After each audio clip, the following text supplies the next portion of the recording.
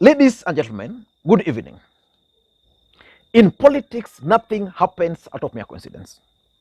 Everything in politics is normally well planned, well scripted, and executed to achieve a specific political objective. Nothing happens out of mere coincidence in politics. Last week, but one, there were reports which emerged on the streets that Farouk Kibet, a close associate of the deputy president, had actually slapped Susan Kihika and blocked her and kicked her out of William Ruto's residence in Karen. And later on, Susan Kihika made an interesting post on her official Facebook page and Twitter pages. And that's when most Kenyans started drawing the conclusion. This is what Susan Kihika posted at that time.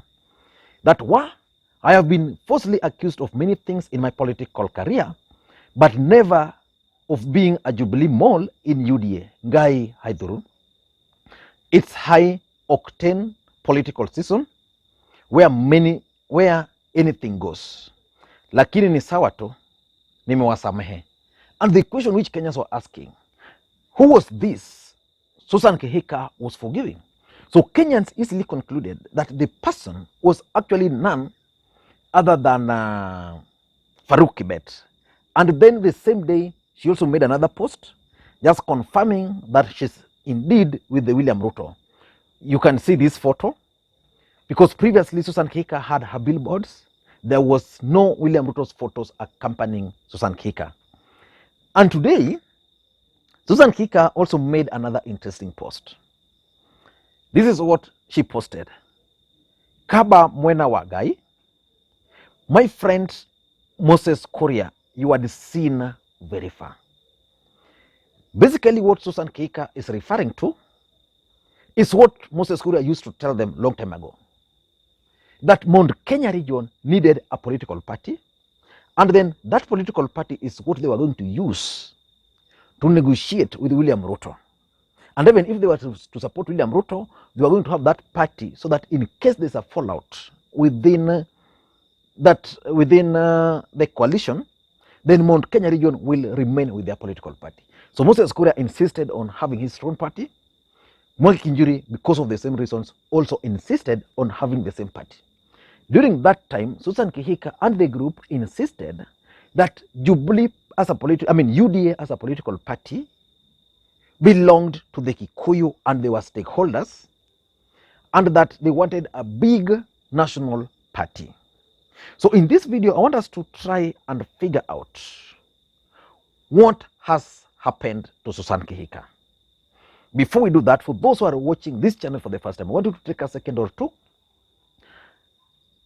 click that subscribe button so that next time we produce a video like this, YouTube will automatically notify you. And to the subscribers, I want to continue. Thank you guys for your continued support, because without that support, this channel cannot be where it is. Now, let me get straight to the points. And I want to begin by getting the response, because Susan Kihika's tweet actually was targeted, mentioned Moses Kuria directly. So it's just fair for us to check on what Moses Kuria response is. So Moses Kuria has actually responded, and what Moses Kuria is saying here is very interesting. He has responded indirectly that number of elective seats in Kenya, that we have 290 constituencies, we have 47 governors, 47 senators, 47 women rep, 1,450 members of the county assembly, one president. Directly, according to Moses Kuria, he's left out the deputy president and deputy governors. I don't know why. So he's saying total directly elected are only 1,882. So he's continuing. Kenya's population is 50 million. Not winning a seat is not a matter of life and death. So I think maybe Moses Kuria is just celebrating the fact that Susan Kihika might not win. It is not even a national crisis. Relax and get yourself something to do like the other 49 million Kenyans. It is not that serious. Now, that's the response from Moses Kuria. So the question is, what do you think could have happened to Susan Kihika? Because Susan Kihika has been one of the close allies of the deputy president. She was issued with direct nomination for the Nakuru gubernatorial seat. Susan Kihika's husband is a very close associate of the deputy president. You would expect Susan Kihika to be the last person to raise issues, internal issues affecting UDA publicly. In my view, I think it's all about the fallout between Susan Kihika and Farouk Kibet. This fallout, in my view, is causing a lot of panic within UDA as a political party. And I want us to look into why it's causing this panic. Before we do that, if you're watching the channel for the first time, please just take a second, click that subscribe button, so that next time you produce a video like this, YouTube will automatically notify you. To the subscribers, I want to continue. Thank you guys for your continued support, because without that support, this channel cannot be where it is. Now, let us get straight to the point. Why is Susan Kihika's statement causing worries within William Ruto's camp? Number one, UDA is now being exposed as not a party of the mountain. Moses Kuria wants Susan Kihika and the group. Actually, even Purity Ngirishi, who was vocal about UDA being a Kikuyu-based political party. So now it's coming to, the reality is dawning on them that UDA is not a Mount Kenya political party, and that they actually needed their own political party because of the frustrations Susan Kihika is already going through. Remember, we've not even gone for elections, and already there's a fallout, and Susan Kihika is already mentioning what Moses Kuria referred to as, which in my view is a bit tribal. So the fact is, it's now coming out and dawning on these people that UDA as a political party is a national party, but all national parties in this country have their stronghold.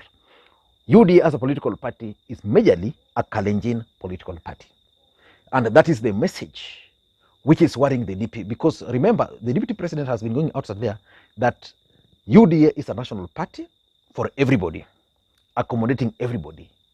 So that's number one. Number two, why they're also worried is because that statement by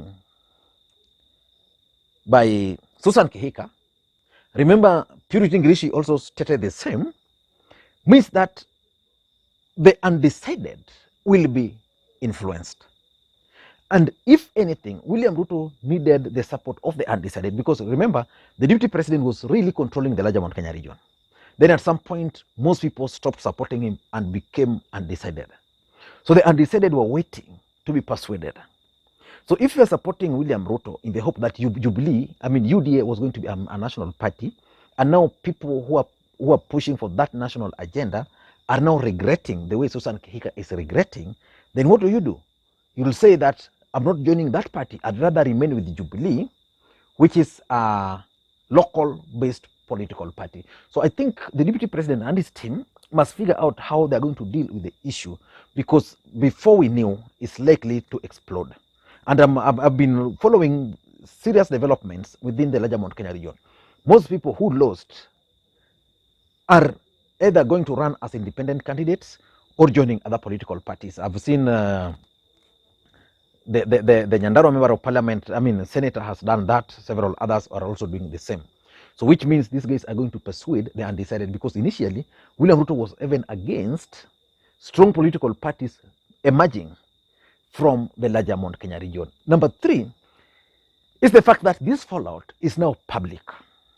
Previously, people just used to talk about the fallout between Farouk and Susan Kihika in low tones. And now it has started coming out. Susan Kihika talking about it herself, and the media also picking it up. So the question which is going to be running into the minds of especially the leadership from the larger Mount Kenya region in UDA is that if this guy can operate like this, and we are not yet through the elections, what will happen if you were to give them the votes and William Ruto becomes the president? Will you even have the stakes in this particular party? So those are the questions, and I'm certain that if William Ruto will not arrest these issues, it's going to be in my view, for a rude shock. Number four, in my view, is that whatever Susan Kihika has posted today is going to cost UDA in a big way. You know, William Ruto had intended, and generally the UDA, the way if you started their nomination, they wanted a situation where they will emerge with the majority member of parliament, majority senators across the country. For them to achieve that, they needed the mountain block and also the Rift Valley block. So this kind of statement would mean that Moses Kuria, people like Moses Kuria, people like Jibebe, those who are running on independent, will now have a reason to go to the people and tell them why they don't need really to vote for UDA and to vote for 6 piece. Because they'll just point out that if Susan Kihika is complaining, why should you vote? And she's already a gubernatorial candidate. So basically, the discussion is going to gain traction. And before they knew, the narrative about 6 piece is just going to be a mirage for them. And if the deputy president will not be able to do that, it's going to have problems. In fact, someone was telling me that the main reason why Susan Kihika is having a problem is that the deputy president has realized that he might not really become the president. And therefore, there are certain people he needs to tame early enough. One of them is Susan Kihika. Number 5, I think it's also going to be an eye-opener to the people of the larger Mount Kenya region. When Moses Kuria started talking of these issues, he was called names. Nobody listened to him. When Mwangi Kiunjuri started talking of these issues, he was called name. Nobody listened to him.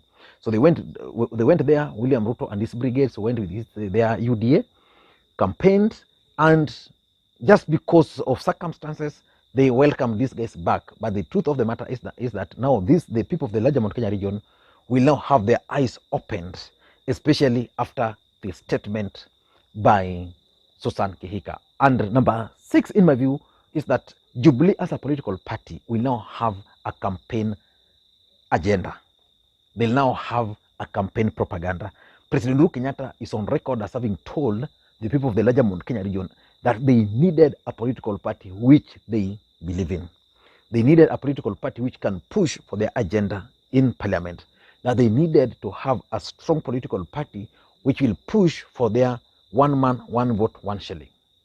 Now, after the statement by Susan Kihika, rest assured that Jubilee as a political party will now start going outside there, and they'll be pointing out the case of Purity Ngirishi, the case of Susan Kihika, and I'm certain, even if not other people, there are several other people who are also talking of the same. And lastly, this issue is going to reignite the Kalenjin Kikuyu wars. You know, if you follow Moi rule, when Moi ruled the country for 24 years, the people who opposed Moi more were the Kikuyus, and the people who suffered more under Moi were actually the Kikuyu nation. They were the people who agitated for multipartyism more because of Moi rule. They were the people whose economy collapsed because of the Moi rule. So that war was, in my view, was contained when President Uhuru Kenyatta and William Ruto entered into the handshake. But the moment President Uhuru Kenyatta betrayed the deputy president, or is it when the deputy president betrayed the president and they fell out, that war started coming, but it was still contained. So what we are going to witness is a case where in the next few weeks, we'll start seeing power struggles within UDA pitting the Kikuyu nation and the Kalenjin nation. This one I want you to take to the bank. Those internal wars are going to start emerging. But you also know that the deputy president is a man who is very keen. His eyes is everywhere. Probably he's now bothered and is going to take measures which can avert any further fallout. Thank you guys, and please, may you have a good day. Bye-bye.